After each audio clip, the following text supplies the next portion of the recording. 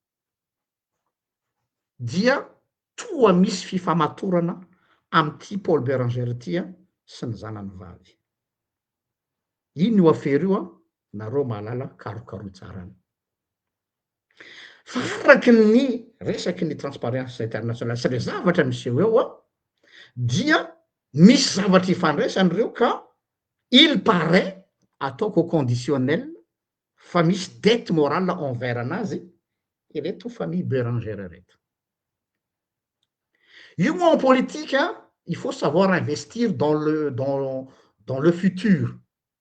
Asa razonareo zany hoe asiko soa ianao fa ny tena marina tsy asiko soa ianao fa investissement iny ilako anao raha afakapitso satria efa misy tranokala apetrako tsara zay avo afatotra anao tsy afaka hiala ary tsy maintsy manao tamberina amiko ianao amin'ny fotoana zay lavako anao. Izay le zavatra misy eto satria Ngia Béranger dia ao anatin'ny fitondram-panjakana maorisiana teo dia tonga am'izay ny fotoana nilavany azy eto.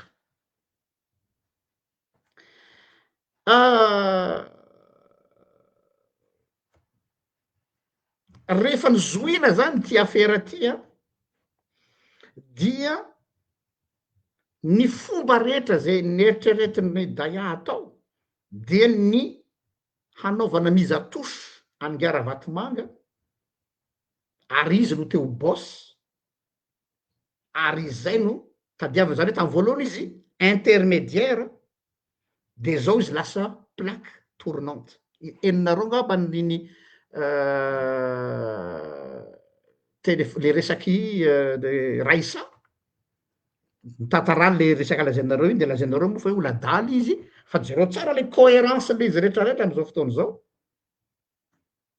ka eto zany dia Ngia Béranger no mbola mahatonga an'io affaire io tsy mbola nandeha ny jugement satria nahoana izy nampiasa ny titrany en tant que vice-PM angamba n'izy raha tsy diso dia raha ohatra ka mitonga ny procès tsara fantatsika avoaka malagasy Ngia PDG numéro 1 ndray PDG numéro 2 raha tena tonga ny procès dia araky ny tatitra tonga ty aminay de hoe tsy maintsy tafavoaka Ngia Ravatomanga satria nahoana satria ny mobile mipetraka ara-pitsarana fa tsy hoe araky ny Facebook dia tsy mari-pototra ara-pitsarana ny resaka eto.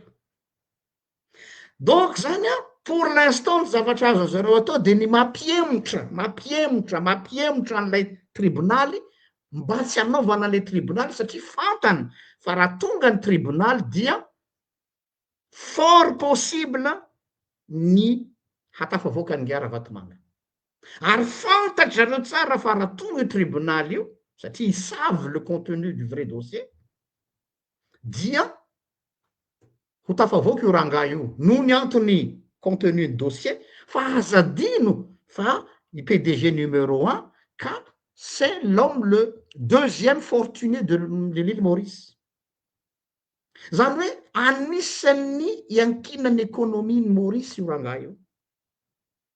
De nareo ve mieritreritra fa ho atakalony Mauricianina ny investisseur principal zay nareo Madagasikara kely ty satria hoe tolom-bahoaka misy ane ny langage diplomatique hoe tsika miady amin'ny kolikoly tout le monde miteny an'izany nefa samy manao dôly na ny firenena matanjaka deuxième fortuné de Maurice mampiasa vola be ao Maurice io rangahy io de areo ny lôzika hoe ho sandry ve ny petaka azy nefa ekinan'ny ekonomia zareo ny fananan'io rangahy io anjaranareo mieritreritra. Donc zany zavatra mbola ataony ministère justice am'izao fotoana zao sy ny fitondrana dia ny manao zay anemorana an'ilay fitsarana mba ahafahana miazo anazy izay no misy eo fa raha tena tonga ny tribonaly tena tribonaly de manahy mafy aho fa tsy ho voatananareo zany io noho nyreo antony anankiroa reo déjà le dossier en tant que tel tsy araky n'izay hamarotana azy amintsika vahoaka io tsy resaka torapo io raha vaoka ka izy kosa nanao an'izao ka hitatsika teto ny fitsarana tompoko tsy tia halala ny toraponareo hoe ka nisy ola maty ane teto ka nisy nidorana volon'le vehivavy taria nelakelan-trano ka ny tsy nisy jiro zay ka tsy nisy rano oza fitsarana problemanareo any Madagasikara fa ty problemana fitsarana tsy sentiment fitsarana fa dossier sur dossier pièce sur pièce ka rehefa ny dossier anao tsy matanjaka fa amidy ety amin'ny Facebook sy ny vahoaka fa matanjaka ny dossier anao dia izay ninonareo misy amin'ny olona akaiky ny ministre en justice zay efa niresaka taminay mba tsy holazaiko hoe izy fa za manaja olona satria tsy fombanay ny manao skandale ny teny tamin'izay hoe mila mifanampitsika ry pasteur fa tokony manao zay ametrahana charge tamin'izay mbola sy nametraka ny charge nga lazainy hoe soi-disant kofaridaya mba ahafahana miazona any Ravatomanga le plus tôt longtemps possible en tribunal za zao anisany natony ny olona io maheno ao io madame io am'izao fotoana zao de gaga be aho tamin'izay hoe fa kay hoe zavatra mbola angonongonony etsy nelakelan-trano ty fitorinany nga PDG Ravatomanga donc vous n'avez rien de solide donc zany a mba fantatrareo ve ny retour de manivelle an'izany asa mandeha amy sentiment eto mandehana tsara amity betro no miasa eto dinio kely zay zavatra zay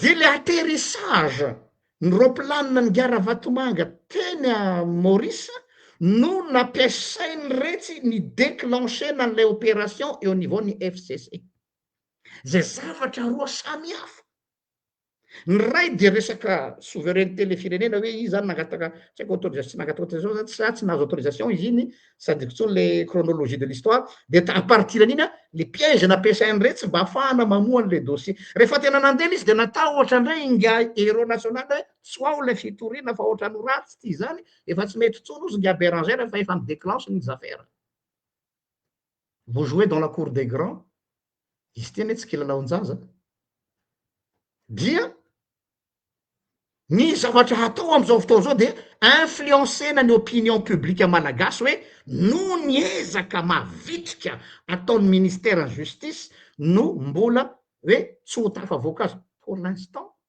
fa mandra-pahoviana efa nametra-panontaniana avetsika malagasy hoe mandra-pahoviana no emotro tsy mba tonga saina ve nareo nantany ny olona manam-pahaizana amy lafiny fitsarana de zao hoe mandra-pahoviana ho any no ahafahana mamerina mampihemotra foana ny tribunal ny lalàna matsy rehefa ohatra zao zay zao aty aminay aty misy problème amin'ny toerana mesanay dia matoa ny olona manemotra mampihemotra efa resy izy zay donc lalao délai sisa no azo atao on joue avec le temps fa raha za zao manana assurance fa hovoako ianao satria ananako my preuve rehetra tonga de atao raha nga atao androany ny procès fa petahako fa ty amiko dolo zavatra tsy zay hoe logika za zao ohatra miady amy mostanina de ananako preuve akablako fa mostanina tena mpangala fa miala tsy mostany toko ohatra fa tsy angataka hoe ahemorahemory zany terne angazy eterne fa aty amiko ny baolina fa ianao ndray ve no manao za anemorana izy satria maninona faible ny élément anao nefa ty ambadika ianao mivarotra ny vahoaka hoe mafy be tsika fa za hoe ohatr'zao am'izao tsika miteny zao ohatr'zao fa izy ve moa hiteny aminao fa rehefa miseho tele izy de zay namidiny aminao amy tele charme sy ny fihetsiketsehany ka ty tsy vitan'izany ty fa vous asseyez sur une bombe à retardement madame la ministre une bombe à retardement problématique atao anatin'ity affaire ty 1er décembre 2025 ny état malagasy ny mandaté ny cabinet d'Antan Maurice efa hitatsika am'le article mandeha an'iny ny dossier ny PDG numéro 1 avako tsara zany 27 décembre ny PRRM amy révoquer les mandats sans motif amy désigner Sele Sebarut de Glover Chambers 27 décembre de mahagaga ny ministère en justice zany mitahiry miazona an'ilay mandat Ny PRRM révoquer les mandats. Qu'est-ce que ça veut dire, vahoaka malagasy? Ils ne sont plus à l'unisson, zany dikan'izany. Ça veut dire que ny troublena ny fitondrana. Ho ratsy ty, madame la ministre. Mbola azonareo atao ny manakaraha mampanao influenceur sy miresaka zany ny filazako anareo de régime fake ny régime anareo. Régime milalao influenceur. Zay mo soa misy any merci Mark Zuckerberg fa zay tsy nanambola mandeha télé fa eto Facebook zay ny manararoatra. Eto zay mampikatra ny masontsika malagasy hoe hanakory ny toy ity dossier ty. Fa hafa ny zavatra amidy aminareo eto amin'ny Facebook, fa hafa ny tena revy any ao ambadika eo. Fa raha ny fahalalako, ny hery ananany reto ministre de justice efa tokony nanao mise à mort ny Ngara Vatomanga izy efa ela, fa maninona no miemotra foana? Pourquoi? Satria mitady ny fomba rehetrarehetra, mitady ny hevitra rehetra hanemora andresy fa ho rasy. Ka ity ho lasa tsunami. Olombelo ane le olona Chine reo teo igny. Retour de flamme anio da tsy te ahita aloha. Hanakory? De eto sika ifankahita eto. De zao afaka miteny daolo nareo fake le teny le pasteur Riel fa miteny foana fa fa mety lasa dalotra colonel Patrick koa mety ho avy daolo ndray zany rapitso. Tsy manino tadidio zao teny zao rehefa tonga afaka fotoana aoriana hoe zalahy efa nisy ny teny tamin'ny 28 mars raha tsy diso aho mba manana archive. Fantatry maso ho avy daolo ny sous-lieutenant manomboka androany rariva.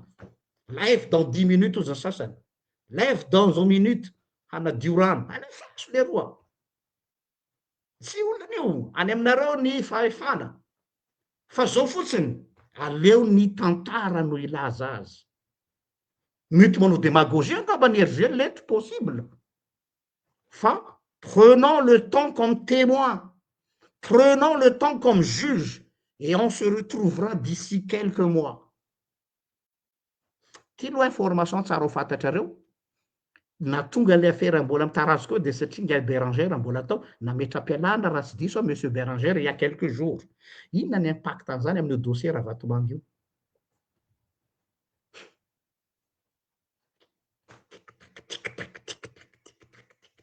Le compte à rebours commence. Nametra-pialana ngia Bérangère il y a quelques jours. Qu'est-ce que cela veut dire amin'ny affaire Ravatomangy? Tsy haiko, samy mamina vina atsika. No zany a dia samy ry vahoaka malagasy ny anay ny afatra eto ina mahatonga anay manao an'izao hoe contre révélation. Satria fake no amahalana atsika. Fake. Dia zareo moa manambola, zareo manan'olona be de be armé de fake et de leader d'opinion mitsangana aby ty zay de zay ry aty faritra Fianarantsoa bande rouge moa izy zay de ty anany zao. Zany hoe fandrahonana sy fake sy vandy no hitondra fa ny vandy tsy maintsy mipoaka rehefa indray andro agny. Et ça vous arrange les pendant un certain temps fa après ka dia samia mieritreritra mandiniky tsika hoe ohatra ny varotra sakabelo reto a. De nareo fa nefa nioby daholy hoe osana. Fa io osana io rapitso. Omboy. Teniko eto zay. Anareo mianakavy nanao osana androany io. Tazomy tsara ny osana anareo raha tena mandeha amin'ny conviction nareo fa aza manao hoe tsy ina moa le filazan'le fiteny zay hoe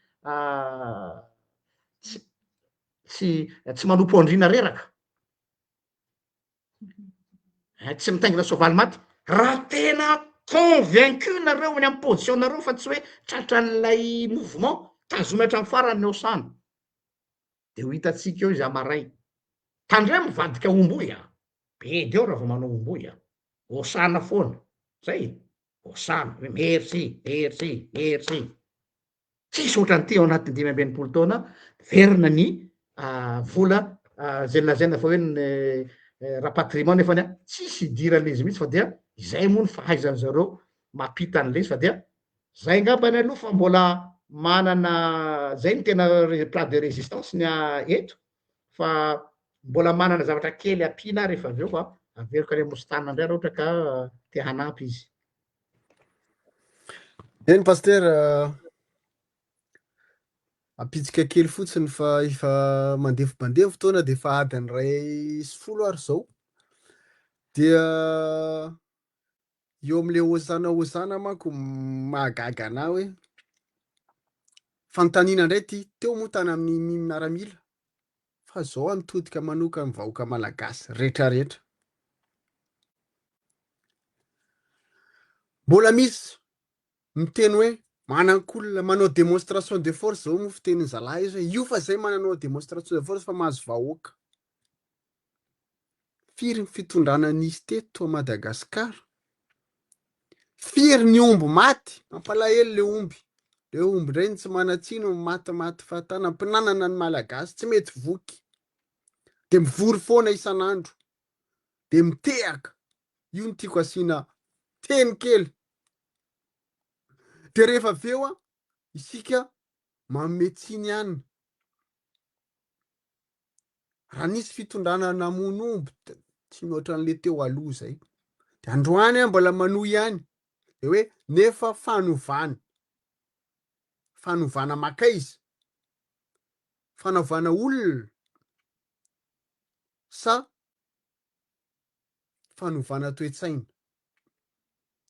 Androany be de be ny gasy tena mafana fo tena te hijoro avoa enjika avoa menasy de io ny sasany moa mahazo vola androany mahazo henon'omby mihinana hena ritra de mivory de manao démonstration de force de manao teny tsy fihevitra amin'ny samy malagasy. Nefa raha afaka pitso tena mety hoe raha tena mitaky fiovantsika paster, asiana prison goavana be ao Madagasikara aloha zay fahitako anazy. Aleo alohan'ny miditra am'le tena hoe fampihavanam-pirenena tena izy be de be aloha ny rééduquena any am-ponja. Tsy hoe aloha tenenina androany le izy 28 mars satria ohatrany misy olona be de be efa matsapa an'le izy efa tonga sainany fa mody gegy mody adala ne ren'olona reny ny tena tokony rééduquena aloha le hoe ny sansiny le tena prison ny atao fa tsy famaizana fa am'lery hoe sansiny prison aminay mpanao lalàna manko hoe ny sansiny prison any centre de rééducation zany ny tena izy fa tsy le hoe alako bika tsy tiako tare de ho gadraiko ohatrany ataon'ny sasany am'izao de hoe miaro ny sezany. Fa raha io zavatra misy eo a Madagasikara io ny centre de rééducation aloha tenenina androany tsy mba tenenina hoe rapitso hoe valifaty politika nene efa ao anatiny tondro zotro zay aloha tenenina satria misy olona tena mody gegy mihitsy ao amin'io firenena io nefa mba eritreretana hoe manana diplôme sasany moa efa resa be am'izao hoe manana doctorat reharehanareo daholo hoe manana doctorat zany docteur zany nefa ny firenena marary tsy ahitanareo fanafodiny tsy intsony izy ty diplôma commercial ve izy ty sa tena hoe fahaizana ery amy tambazotra izy zalahy mampidera fahaizana mampidera diplôma nefa ny hevitra voaka sy zavatra tenenina tsy mitondra vahaolana eo amin'ny firenena nefa mba miaraka amin'ny fitondrana ihany ohatrany hoe raha mbola hiteny hoe gestion de carrière mbola eo fa ohatrany efa tsy gestion de carrière ntsony ny sasany ny pastera mialatsiny ny tenan'izany fa tena hoe gestion de portefeuille. Atony misy hoanina androany a, atony misy vola, aleo aloha biziny, aleo aloha inany, avela ho any zany rehetrarehetra amin'ny principe sy ny tariny zany fa tsy hamoaka ny Madagasikara, tsy hatondratsika zany. Sasany moa tena hoe lany vola be de be izy io nandritra ny fotoana na désert politika anazy tsy teo amin'ny fitondrana de mamerim-bola izy androany. De tsy maninona le vahoaka malagasy izay tena efa mijaly de mijaly ary tena sahirana. Zay aloha ny androany pastera tsy toy lava be ny anahako fa todika ihany ampatsiahivo kely fotsiny hoe ho anareo miaramila tompony andraikitra raisiny andraikitra misy raha lanareo zay miantso vonjy miantso ainareo rehetrarehetra andray andraikitra amin'ny firenena io nefa io ny zava-misy androany anareo manompo olona manompo vola tsisy olona tsy mitady vola zany amin'ny fiainana tsy efa mba nahazo ve nareo hatreto aloha janona am'izay andao mba ho an'ny firenena am'izay ho an'ny tanindrazana ho an'ny taranaka zay fiangaviana ho any aminareo zay ny anahako pastera fa misaotra anareo. Ya amarina koa tsika efa araky ny fanarahantsika moa hoe tokony tsy ohatran'ny adiny ray sasany arak'izay azo atao mba hitsonjovana ny namantsika ny Madagasikara fa mba misy afatra kely ty sady fanontaniana angambany. Voaray ny afatra ao madame filohan'ny faritra Analamanga, madame Clémence, hoe fa naingana ny vahoaka malagasy surtout ny faritra Analamanga nga izy iny hanao andro maso bokon'olona iarovana ny ainy filohan'ny PRRM. Rary ny sitsiny tokoa zany satria tokony vahoaka no miaro ny chef d'institution fa ono a madame chef de région nga tsy maharo any PRRM ny Russie fa mba fantaniko anareo nakaiza le roplanina be nitondra Russie be de be reny ary miaraka amin'ny fitaovam-piadiana armée jusqu'au dent ianareo. Donc vous êtes intouchable, n'est-ce pas? Ino mbola hitokavanareo anay vahoaka tanapolo mba hazavao amiko hoe vahoatrany tsy azoko le raisonnement. Vous êtes armé jusqu'aux dents avec les Russes, soi-disant Russes. Sa ve tsy mahatoky ny Russes tsony ndray?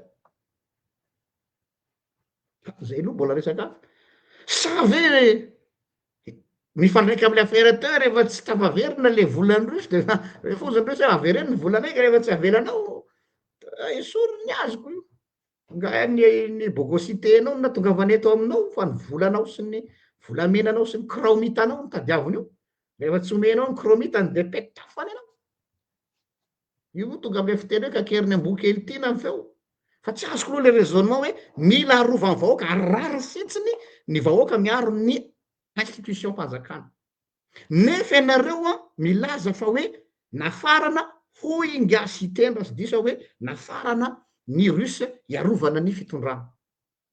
Ampiasao ary fa aza miantso ny vahoaka mbola noana, vahoaka mbola reraka zay ve tanapolo de hiady amin'ny olona matoa ane zany miaro de mety mana fitaovam-piadiana zany le olo anafika aiza ny iarovany vahoaka an'izany andro masom-pokon'olona tam'ireny le rotaka reny ary efa tsy hita zay nanaovana azy ka ohatrany mahavariana ihany lay raisonnement nao madame chef de région hoe sady ny désavoué ny chefinao anao am'izany fotoana zany hoe izy anie olona matanjaka miaramila manana ny kapisaty manana ny Russie manana ny Koufalidaïa le héros le Rambo national ataonareo inona le sabotsy kely le vahoaka noana tsy votsy mihinan-kanina isan'andro ny hanina androany mbola tadiavina rapitsa ampiasao rangany be vola ampiasao rangany ny basy ny fitaovanareo sy ny rusiny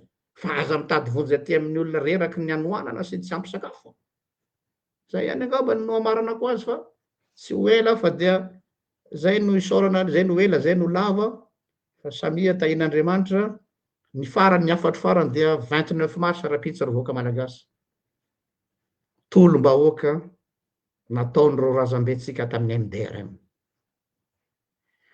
miantso ny vahoaka malagasy aho hoe engane mba tsy ho raraka tany rano reo razambetsika niady mafy atsika noho izany ireo tsy valahara rehetra fahavalon'ny firenena de tokony raisin'ny vahoaka malagasy any tanana 29 mars tokony hamelona indray ny fitiavan-tanorazana ny patriotisme ny souverainisme zay voizinay ato amin'ny GDLR moa zay nanay ny slogan nay souverainisme am'izao fiteny zao dia voaitsakitsaka ny souveraineté nationale au détriment ny olombitsy makasitraka tompoko lahy makatela tompoko vavy mirary era weekend finaritra ho atsika rehetra ary bon dimanche ho atsika rehetra mandra-piona indray veloma mostany veloma mandra-piona